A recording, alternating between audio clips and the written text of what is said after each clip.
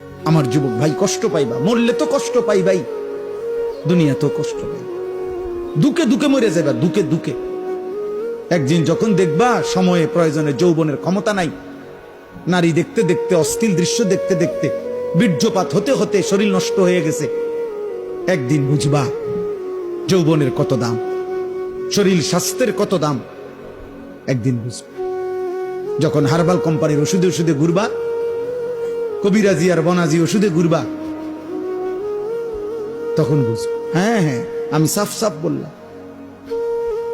আল্লাহ বুঝো, ইয়াহফাজু ফুরুজাহুম, আমার বান্দা লজ্জাস্থান হেফাজত করো, লজ্জাস্থান হেফাজত করো। তুমি মুমিন, তুমি জিনা করো না, তুমি ব্যভিচার করো না,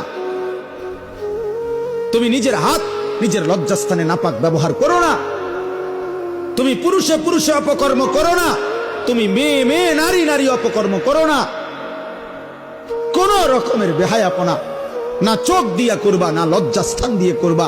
আল্লাহ বলেন যালিকা আজকা লাহুম। এই এবার শেষ কথা হলো, আল্লাহ বলেন বান্দা